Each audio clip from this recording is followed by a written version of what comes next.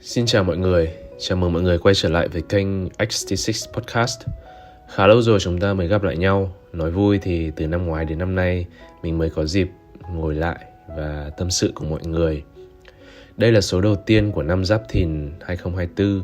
Mình xin chúc cho tất cả mọi người sẽ có một năm mới với nhiều sức khỏe, nhiều niềm vui, nhiều sự bình an và thành công trong cuộc sống. Và mọi người đừng quên là các tập của series Lương Xuân Trường The Story vẫn sẽ được phát sóng vào 9 giờ tối thứ Tư hàng tuần nhé. Các tập vẫn sẽ được phát dạng video trên nền tảng YouTube và audio trên các nền tảng podcast trực tuyến là Spotify, Apple Podcast và Google Podcast. Mình đã có một kỳ nghỉ Tết rất vui cùng với đại gia đình. Mình rất thích những hoạt động của dịp Tết Nguyên đán, về nhà dọn dẹp, trang trí nhà cửa, cùng mọi người gói bánh chưng, sau đó cả nhà quây quần ngồi ăn bên bếp lửa hồng. Rồi cùng mọi người đi tảo mộ mời ông bà về ăn Tết, mua đào, mua quất, bánh kẹo. Sau giao thừa thì đi lễ đền, chúc Tết mọi người. Những hoạt động này thực sự rất có ý nghĩa đối với bản thân mình, vì Tết âm lịch luôn là dịp lễ mà mình không bao giờ muốn bỏ lỡ cả. Với những cầu thủ bóng đá như mình hoặc với những người có công việc phải thường xuyên xa nhà thì những dịp Tết này càng có ý nghĩa hơn rất nhiều. Cả năm làm việc chăm chỉ, Tết đến chỉ mong được đoàn tụ cùng đại gia đình, có thời gian thảnh thơi để cùng nhau hàn huyên, chia sẻ vui buồn đã trải qua sau một năm dài. Thế nhưng do đặc thù công việc nên kỳ nghỉ Tết của mình chỉ kéo dài được đến hết ngày mùng 2. Sáng mùng 3 là đã phải lên đường quay trở lại đội bóng để tập luyện rồi. Quá là chóng vánh. Nhiều lúc thắc mắc là tại sao Liên đoàn bóng đá nước mình không sắp xếp lịch thi đấu xa hơn một chút. Vì nếu thi đấu vào mùng 8 thì tụi mình chắc chắn là không thể nghỉ thêm được rồi. Phải tập luyện trước đó ít nhất một tuần thì mới có sức để thi đấu được. Mặc dù vẫn rất thích việc tập luyện và chơi bóng, nhưng nếu có thêm thời gian với gia đình trong những ngày Tết thì tốt biết mấy. Nhưng dù sao thì mình thấy mình cũng đã may mắn hơn nhiều người khác, vì có những người còn không được về nhà ăn Tết. Ngay cả người bạn thân của mình ở Hải Phòng là Martin Lò cũng vậy. Bố mẹ và anh chị em thì ở Úc được nghỉ ngắn quá nên cũng không thu xếp về được, nên bạn đã quyết định ở lại một mình đón Tết tại Hải Phòng. Cũng may là tụi mình mới cùng nhau mở một quán cà phê ở đó và cho mở xuyên Tết, nên Martin chắc cũng đỡ buồn hơn. Bạn nói là được gặp gỡ những vị khách đến với Kyo Coffee trong dịp Tết này cũng đã rất vui rồi, nên không sao cả. Nói đến đây mới nhớ mình cũng đã có một lần phải đón Tết một mình ở nơi đất khách quê người. Giờ nghĩ lại thấy thật là cô đơn. Đó là vào hồi cuối năm 2015, Lương Xuân Trường của tuổi 20 đã có cơ hội được ký hợp đồng với Incheon United, một câu lạc bộ thi đấu tại K-League ở Hàn Quốc. Đó là bản hợp đồng cho mượn từ Hoàng Gia Lai có thời hạn 2 năm. Hồi đó rất nhiều người cho rằng hợp đồng này giống như một thương vụ marketing vậy. Cá nhân mình thấy cũng không sai là mấy, nhưng nói chung thì đó không phải việc của mình. Ai nghĩ sao cũng được. Còn với mình thì đây là một cơ hội lớn. Cầu thủ Việt Nam nào mà chẳng muốn được tới thi đấu ở những nền bóng đá phát triển hơn.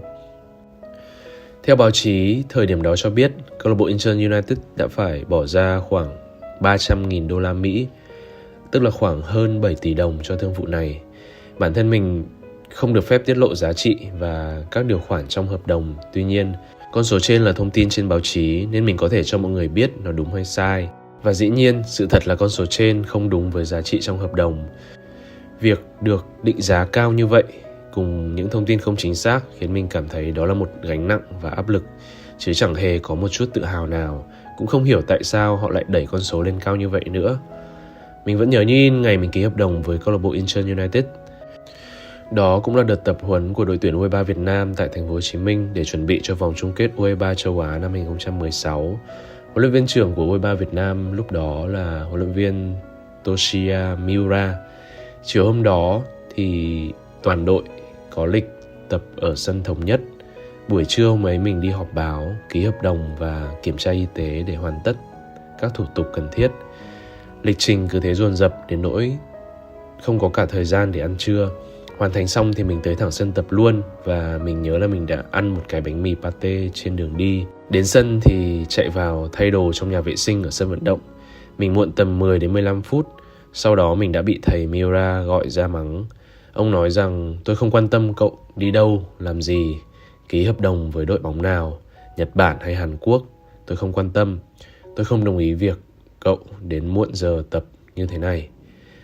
Đó cũng là lần hiếm hoi trong sự nghiệp mình bị mắng gay gắt ngay trước cả đội. Cũng là lần đầu tiên mình đến muộn trong một buổi tập. May mắn là mắng xong thầy cũng cho mình vào tập với đội luôn. Thầy Miura rất nghiêm khắc trong việc đặt tập thể lên hàng đầu. Mình cũng có những câu chuyện khá thú vị về huấn luyện viên này. Những câu chuyện về thầy thì mình sẽ kể nhiều hơn ở một tập nào đó sau này. Kết thúc vòng chung kết U23 châu Á năm 2016, mình tới Incheon vào ngày 27 tháng Chạp. Ở Hàn Quốc họ cũng được nghỉ 3 ngày Tết Nguyên đán từ mùng 1 đến hết ngày mùng 3. Tuy nhiên họ không ăn Tết lớn như ở Việt Nam. Nghỉ lễ nên đội không tập, mình sử dụng luôn mấy ngày này để đi làm giấy tờ, visa ở Hàn. Đó cũng là cái Tết xa nhà đầu tiên của mình. Mình đáp xuống sân bay Incheon từ buổi sáng sớm, sau đó đi làm giấy tờ các thứ. Bay chuyến bay đêm thì đã không ngủ được mấy rồi, cả ngày đi như thế nữa thì mình lại càng cảm thấy rất mệt mỏi. Đến tận 6 giờ chiều mới xong. Mình về đến khách sạn, định bụng sẽ nằm nghỉ một tí rồi đi ăn tối. Tuy nhiên mình lại nằm ngủ li bì đến tận 12 giờ đêm. Lúc tỉnh dậy cũng hơi lo, không biết là còn nhà hàng nào mở cửa không, đi ăn ở đâu bây giờ. Cũng may là gần đó có cái cửa hàng tiện lợi và mình đã lựa chọn một suất cơm ăn liền ở trong đó. Nói chung là ngay ngày đầu tiên mình đã có cảm giác bơ vơ rồi. Dù tâm lý của mình khá vững, nhưng giữa trời đêm siêu lạnh tại Hàn, mình không thể tránh khỏi cảm giác bơ vơ lạc lõng được. Từ đó đến hết quãng thời gian nghỉ Tết, mình cũng chưa tập trung ngay với đội. Mình được anh đại diện đưa lên trung tâm huấn luyện Ujeonbu để tranh thủ tập nhờ mấy ngày Tết. Đó là nơi mà thầy cũ của Park Ji-sung làm việc, cũng là đội bóng mà sau này Nguyễn Hữu Anh Tài thuộc khóa 2 của học viện có thời gian thi đấu. Trong 3 ngày Tết, mình tập ở đó cùng các cầu thủ trẻ, bởi các bạn ấy cũng không được nghỉ Tết. Giờ nghĩ lại, nếu cho chọn lại chắc chắn mình sẽ không chọn việc ăn Tết xa nhà đâu, vì trong năm mình đã đi xa nhà quá lâu rồi. Cả năm tập luyện, thi đấu, làm việc vất vả. Giờ có cái Tết mà cũng phải xa nhà nốt thì cảm giác như gia đình mình không được ưu tiên vậy. Ngay sau kỳ nghỉ Tết thì đội bóng có chuyến tập huấn tại Osaka, Nhật Bản. Đó là trung tâm bóng đá mà U19 Việt Nam đã có dịp tập huấn ở đó nên mình cảm thấy có đôi chút quen thuộc. Và rồi điều mình lo lắng nhất cũng đã xảy ra, đó là lần đầu tiên mình phải ở chung phòng với một người nước ngoài. Các cầu thủ đến từ châu Âu sẽ được xếp ở cùng nhau, còn mình thì ở cùng với một cầu thủ người Hàn Quốc. Ít ra cũng sẽ thoải mái hơn so với việc ở chung phòng với người châu Âu, vì cơ bản là văn hóa của Hàn cũng khá giống với văn hóa Việt Nam.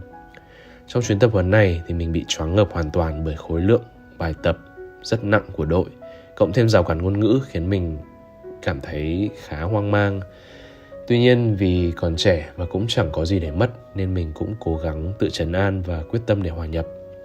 Mình nói chuyện với các cầu thủ Tây nhiều hơn trong thời gian đầu vì các cầu thủ nội không nói được nhiều tiếng Anh, nhưng mình vẫn thấy là mình dễ hòa hợp với người Hàn hơn.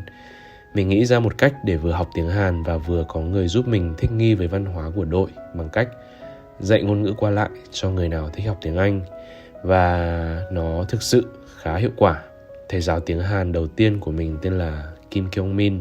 Anh ấy đã giúp mình rất nhiều trong việc học tiếng Hàn và hòa nhập với đội bóng. Cả hai lại cùng chơi ở vị trí giống nhau nên anh em cũng có nhiều thứ để chia sẻ hơn. Khi mùa giải chính thức bắt đầu, ở giai đoạn đầu tiên mình gần như không được huấn luyện viên Kim Do-hun sử dụng. Hầu như mình chỉ tập ở đội hình B, đó là nhóm những cầu thủ ít nằm trong danh sách đăng ký. Cũng may là ở bên Hàn có giải đấu dành cho các cầu thủ ít được đá hay còn gọi là A-League. Điều đó giúp mình duy trì được thể lực và phong độ tương đối tốt. Chất lượng các trận đấu cũng cao nên mình học được khá nhiều. Nhưng vì không phải là giải đấu chính thức nên mọi thứ vẫn khác xa so với một trận đấu chính thức tại K-League. Vì thể trạng không tốt nên với cường độ tập luyện dày như vậy, mình đã không tránh khỏi 1-2 cái chấn thương vặt ở thời điểm mới sang, nên lúc tập được lúc không. Rất khó để cho mình có thể cạnh tranh vào một suất được đăng ký thi đấu. Tuy nhiên cơ hội lại bất chợt mở ra với mình. Đó là ngày được gọi là Việt Nam Day, của ngân hàng Shinhan, đó là nhà tài trợ của câu lạc bộ Incheon United. Trước đó có một tin đồn là mình sẽ được ra sân trong trận đấu này. Mình thì không nghĩ sẽ được cho đá vì người Hàn vốn làm việc rất chuyên nghiệp, sẽ không có chuyện được đá vì một lý do nào khác ngoài chuyên môn đâu. Nhưng cuối cùng điều đó đã xảy ra. Thậm chí mình còn được đưa vào đội hình chính luôn. Bản thân mình vô cùng bất ngờ vì điều đó. Cái lo sợ liệu mình có làm tốt được hay không thì mình không ngại, bởi vì mình biết được khả năng của mình đến đâu. Điều khiến mình lo lắng hơn cả là việc đùng một cái mình được cho vào danh sách đăng ký thi đấu và được đá chính luôn. Mình là một người suy nghĩ rất nhiều, cũng biết rằng cơ hội này không hẳn là bởi vì bản thân mình đã ghi điểm tốt trong mắt huấn luyện viên trưởng qua những buổi tập. Mặc dù cơ hội là ở ngay trước mắt, điều mình cần là chiếm lấy nó. Nhưng mình thì lại tự hỏi, tại sao lại như thế?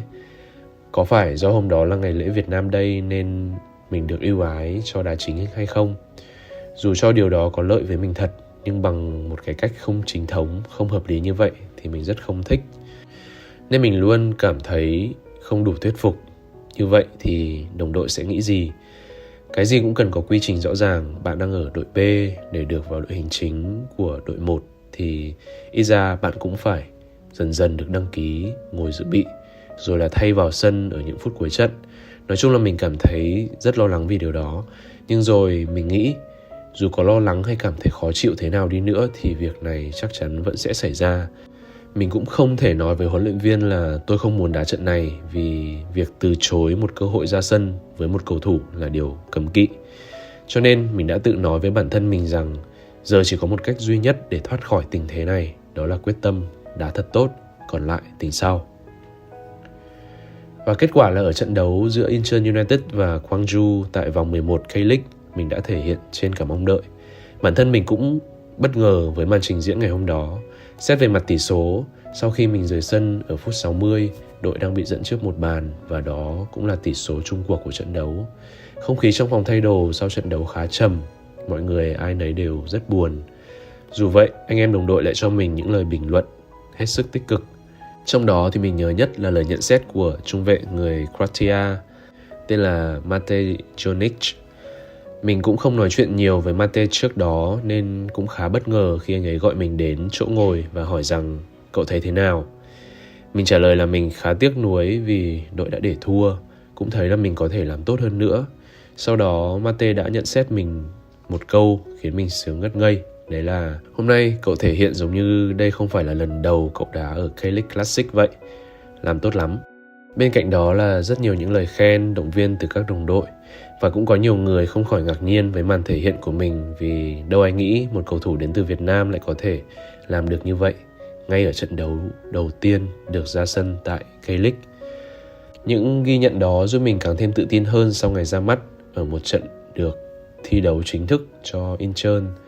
Tuy nhiên, tình thế sau trận đấu đó cũng không khả quan hơn là mấy. Hết chấn thương thì lại không được huấn luyện viên sử dụng nữa, mãi cho đến giai đoạn cuối của mùa giải, khi trợ lý huấn luyện viên Lee Ki-hong lên thay thì ông đã sử dụng mình nhiều hơn, bởi vì mình đáp ứng được chiến thuật của ông ấy.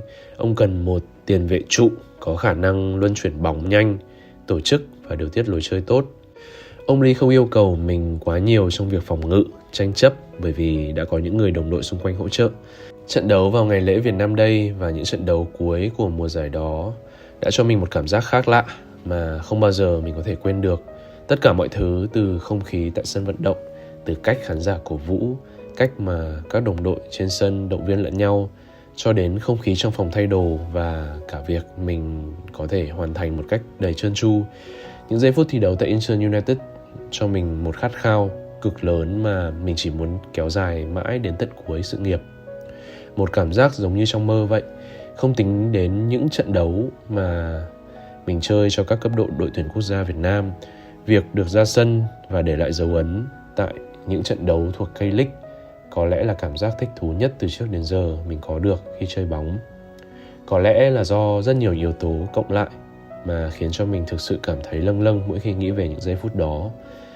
Với mình thì việc được chơi bóng tại một nền bóng đá phát triển như K-League là một điều vô cùng may mắn. Ngoài cái may mắn đó ra, mình còn có thêm một cái hên nữa mà đến giờ mình vẫn luôn cảm thấy biết ơn Incheon và người đại diện của mình. Đây là thông tin mà không nhiều người biết và mình cũng khá là đắn đo xem có nên chia sẻ không. Nhưng thôi, vì đây cũng là chuyện đã xảy ra và hiện tại thì mình đã hoàn toàn ổn rồi, nên mình nghĩ kể lại cho mọi người biết cũng không sao. Trong quá khứ, mình từng gặp vấn đề liên quan đến tim mạch. Từ lúc còn là cầu thủ trẻ, 16-17 tuổi, mình đã phát hiện ra vấn đề này. Ví dụ khi vô tình thực hiện một động tác nào đó mà khiến cơ thể bị hẫng đột ngột một cái, thì nhịp tim của mình sẽ rơi vào trạng thái đánh trống ngực và nhịp tim sẽ đập tăng nhanh lên gấp đôi. Sau này mình mới biết đây là hiện tượng cơn nhịp nhanh trên thất, là một loại triệu chứng của rối loạn nhịp tim. Tình trạng này thường diễn ra trong lúc mình tập luyện. Nhiều lần trên sân tập tại Hàm Rồng, mình đã rơi vào trạng thái ấy. Nếu lúc đó mình vẫn cố gắng tập căng thì thật sự không biết điều gì sẽ xảy ra. Sau này ngẫm lại thấy nguy hiểm thực sự.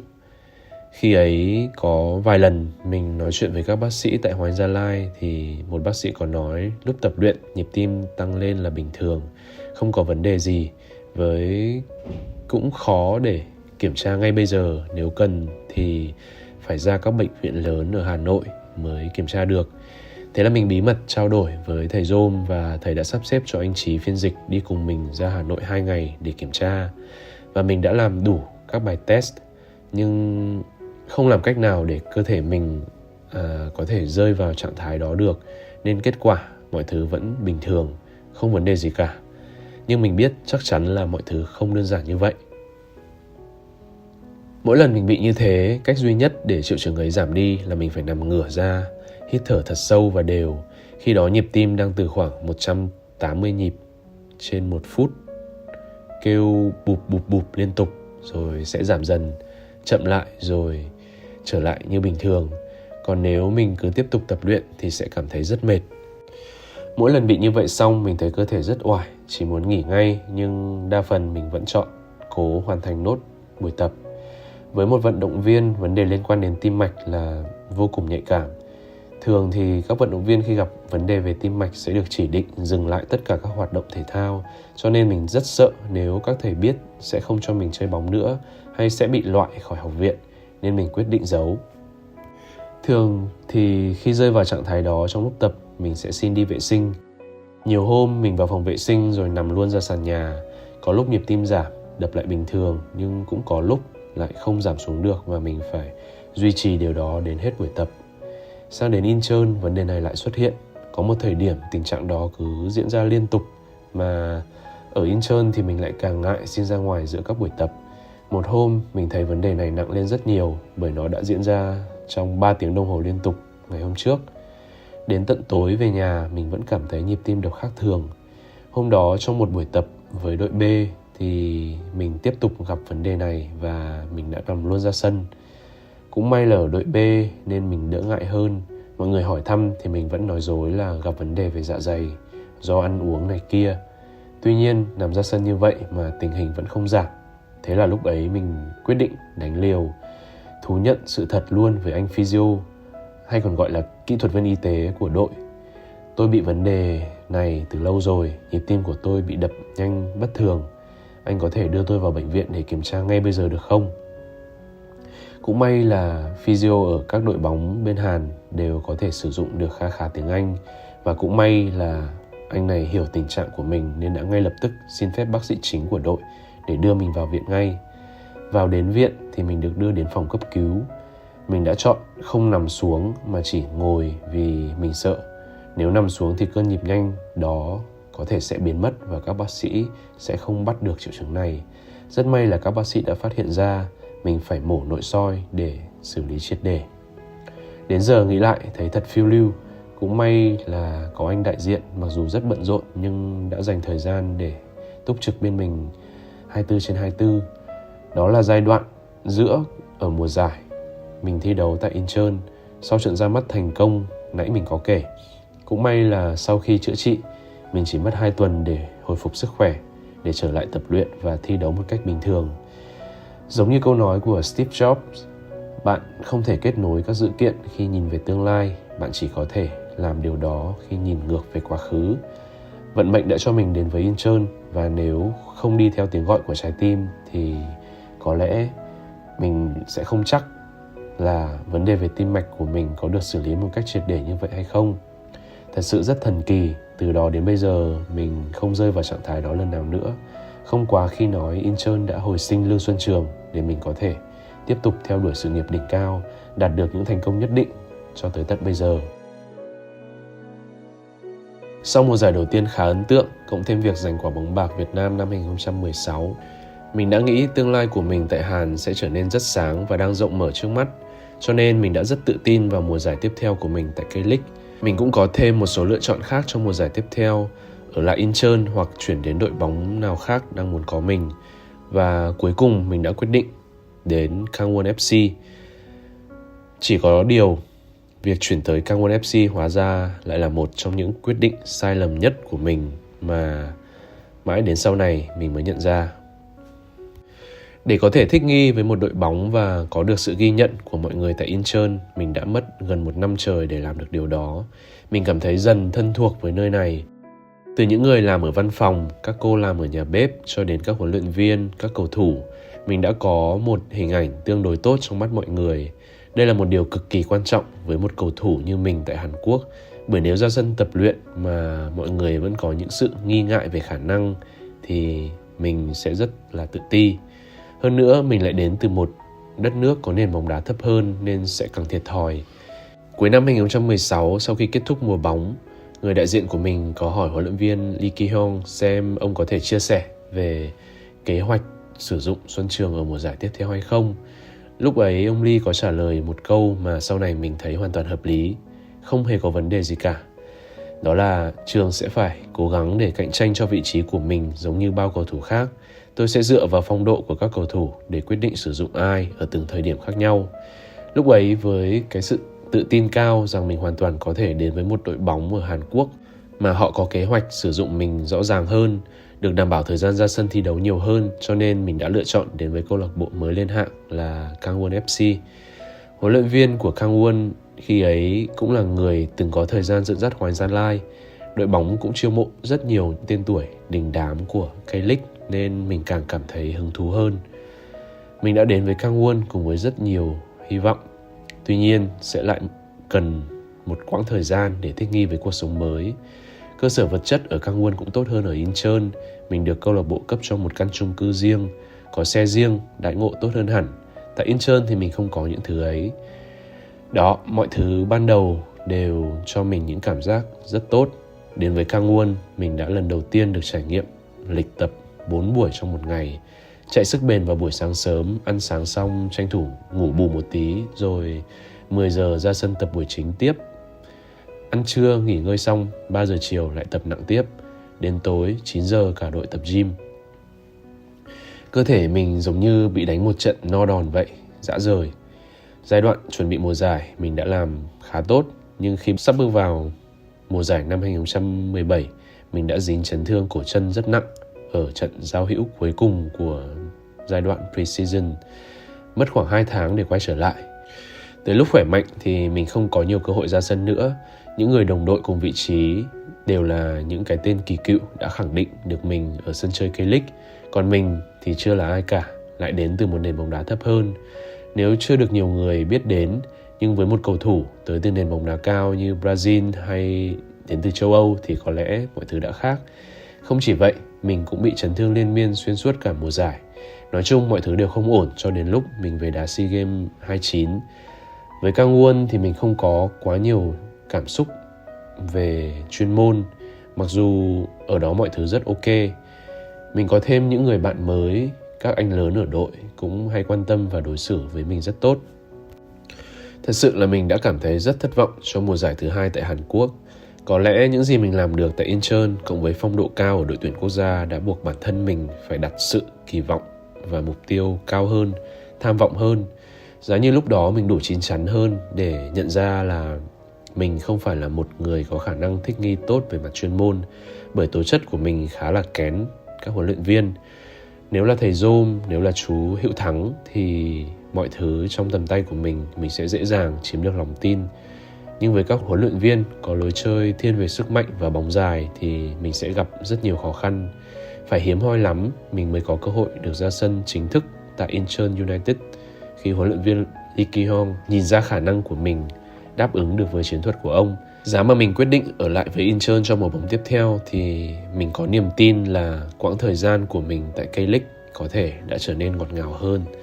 Tuy nhiên, đúng là phải trải qua những lựa chọn không đúng thì mình mới nhận ra được mình sai ở chỗ nào. Dù vậy, nói gì thì nói, 2 năm chơi bóng ở Hàn Quốc cũng là một trong những trải nghiệm đáng nhớ nhất trong sự nghiệp của mình.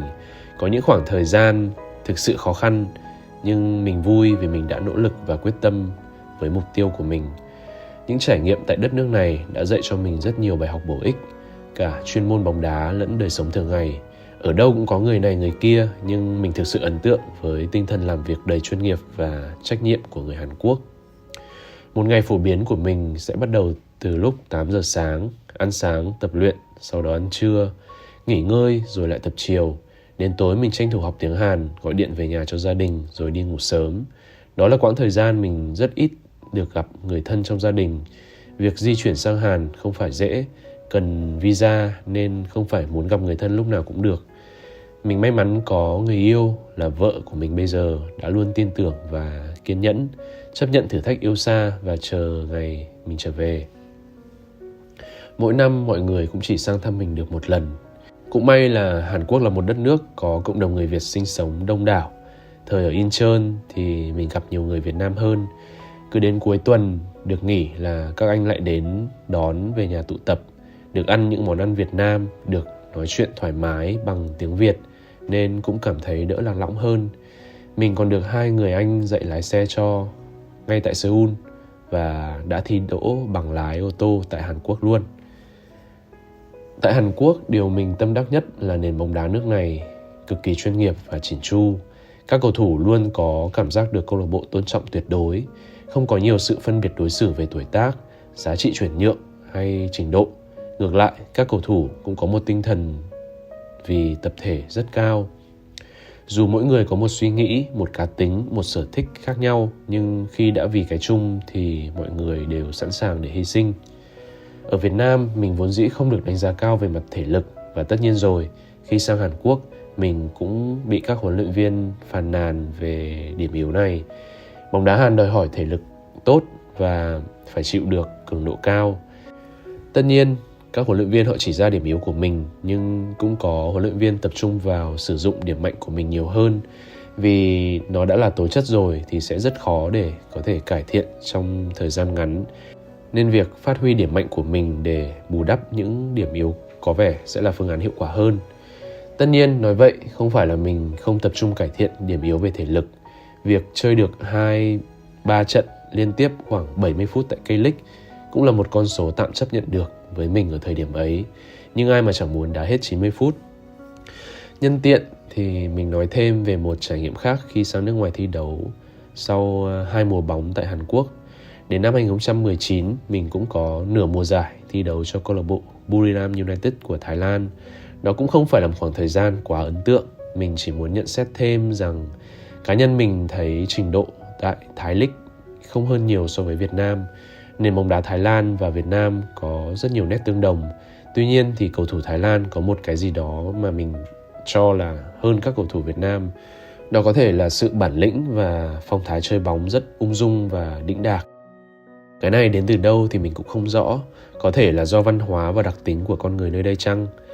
Các câu lạc bộ họ cũng làm hình ảnh khá tốt, có nhiều hoạt động để giúp đội bóng trở nên chuyên nghiệp và gần gũi với khán giả hơn.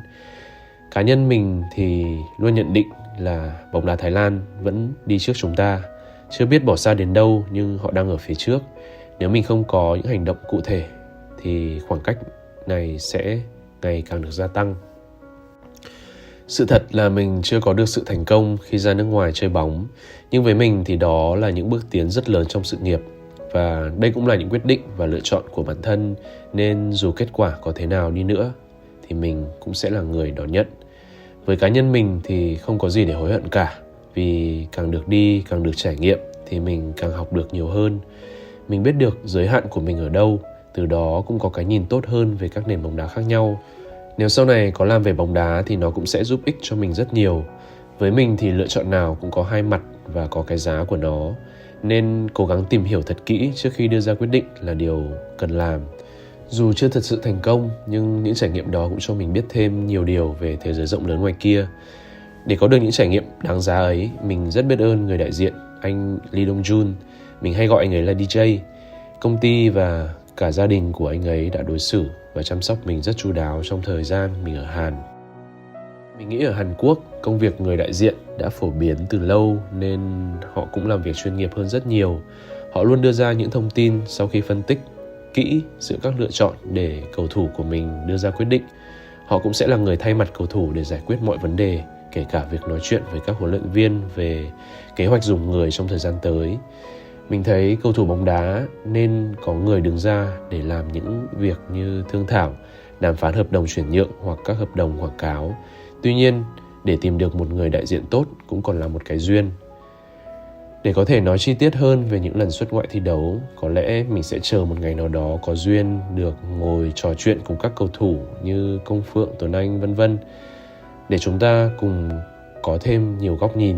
Từ đó cùng nhau phân tích xem mình có nên tiếp tục tạo điều kiện cho các cầu thủ trẻ ra nước ngoài thi đấu hay không.